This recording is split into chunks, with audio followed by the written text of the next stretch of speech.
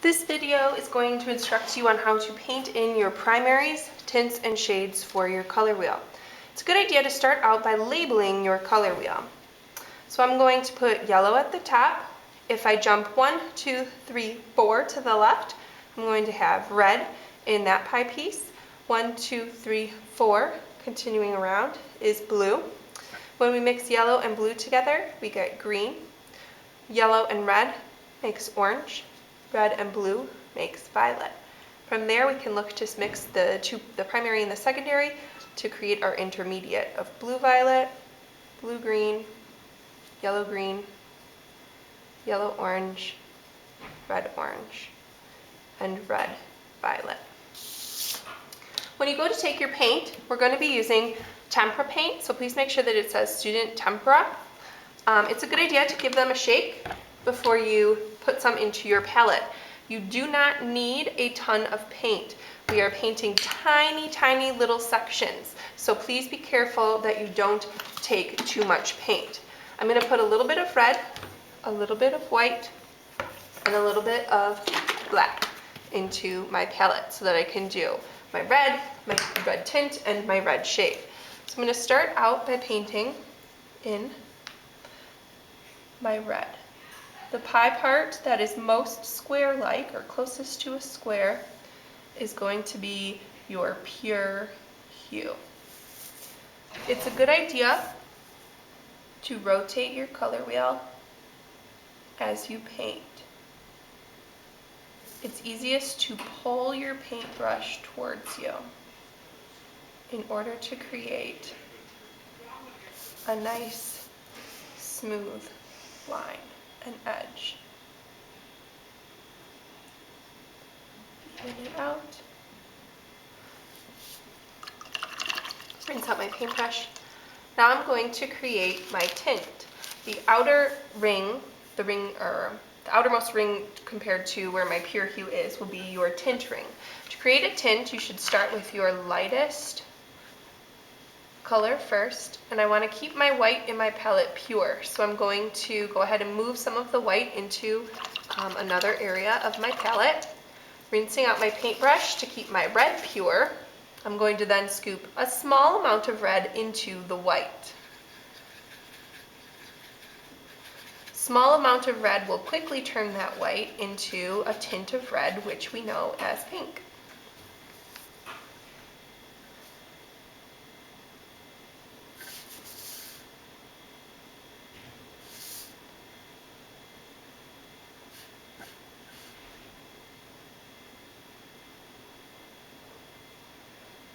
Make sure you get right up next to the edge.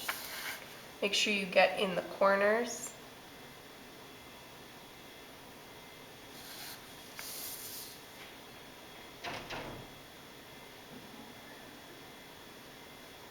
Okay. I'm going to rinse out my brush. When I go to make my shade of red, I need to start with my lighter hue. Red is lighter than black, so to keep my red pure, I'm going to move some of my red into another area of my palette. Rinse out my brush to keep my black pure. Dry it off. Add a small amount of black. Black will quickly overpower your colors, so don't add too much.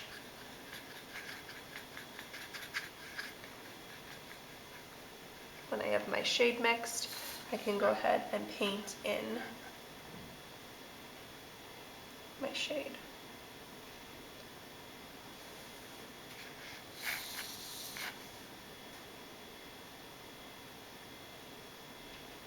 Get right up next to the edge, keep it nice and clean.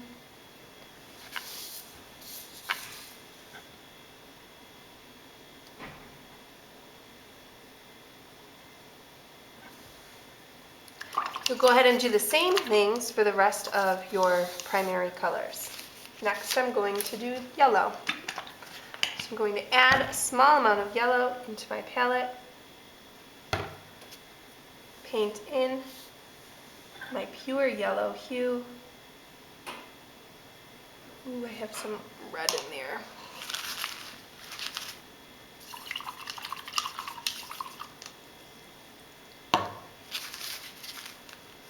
Make sure your paintbrush is clean.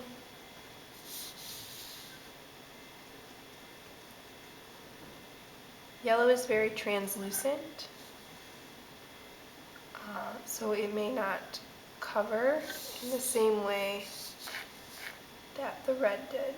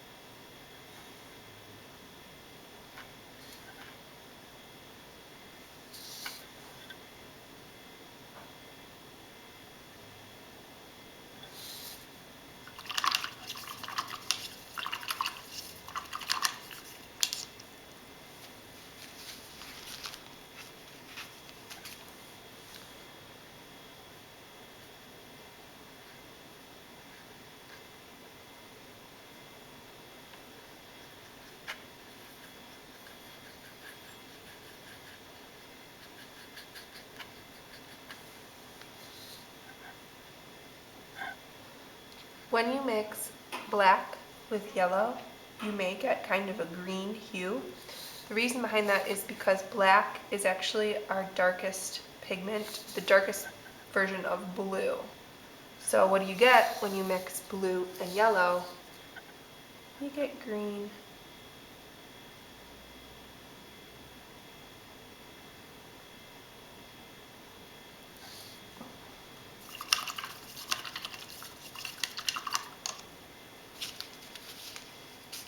And last, blue.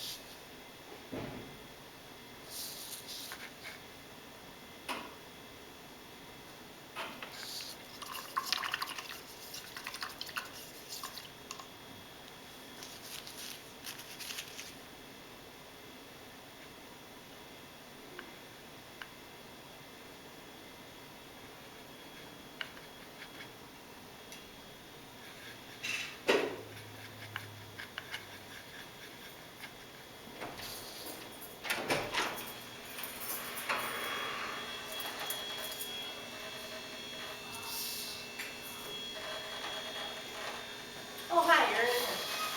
You want me to keep the door locked?